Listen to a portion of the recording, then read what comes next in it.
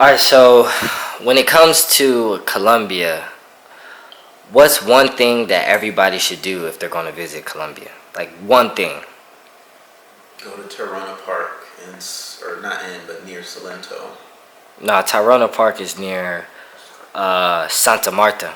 Oh, yeah, that's right. That's up Santa north. Marta. My bad. Santa Marta. But yeah, I mean, Santa Marta is not even a bad little beach town. I think we only were there for between going to and coming back from Tirana Park. We were there for like maybe a day or two. But yeah, Tirana Park, it was just beautiful. You know, you have to take a little bit of a hike to get there once you reach the entrance, and it can be pretty packed, but I mean, it's worth it. It's beautiful blue water, perfect beaches. I think it was a little crowded when we went, but you know, it was And still, that was low season. yeah, even in that time, it was still felt like it was crowded, but I mean, you could find a nice spot. You could actually sleep there too. Get a hammock or a tent. And what about you, Terrell? Tyrone, hard to beat Tyrone. That's as far as a place, Tyrone. Or just a thing that they got, a thing, place. Yeah. I'm gonna just say Cali, man. Cali, I feel like is a hidden gem. Santiago de Cali. Santiago de Cali. I feel like it's a hidden gem. Gente. It's really a hidden gem. Backpackers go there, but not a lot of backpackers go there. It's not really well known. So everything down there is cheap. That's hey. It was interesting though. You know, our European counterparts usually don't like Cali because most of them can't really dance like that. They don't like dancing. They don't like salsa. So usually they breeze through Cali most of the time. Rarely, or they stay there just for a little bit to go to Salento to see the trees. But Cali, we ended up having to stay in Cali for what, 2.5 weeks? My phone stolen, yeah. Because your phone got stolen, and then what happened? What you mean? Like why like how'd you get your? Why we end up having to stay in Cali for so long? Oh yeah, I told my phone got stolen. I know, but like.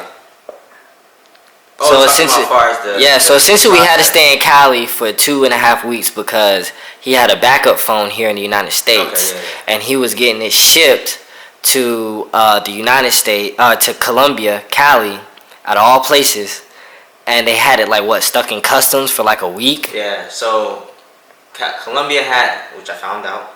You learn. You know, so you damn, forgot that. But anyway, you live, you learn.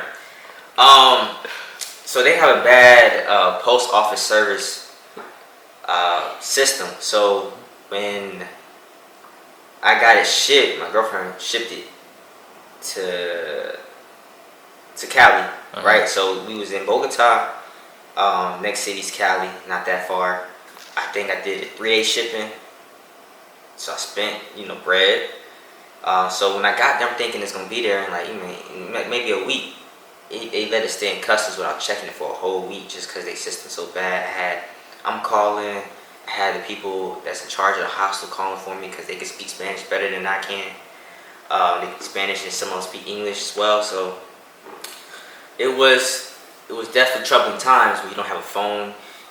You can't find out what places to go.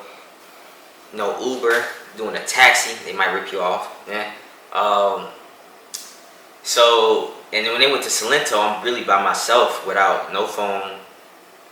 Only the places I know around the area to go, and then the people I met at the hostel. So, but I would say, like I said, back to the original question about what place I would say you must go in Cali or in Colombia is Cali's, because it made me actually be able to be more in tune with that city, get to know what places to go, barbers. That places where the city, like I said, the city of salsa capital of the world, and also where the most black Colombians live, other than the small other Afro-Colombians. As far as the other surrounding smaller city, that's the third biggest city in Colombia.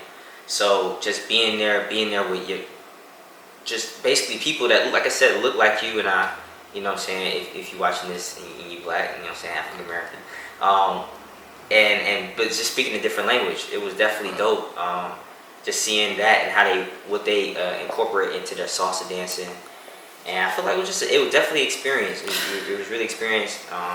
It's really just a different side of Colombia that you don't see every day. So you brought up something, being that you, speaking of Cali, I just want to touch on this real quick.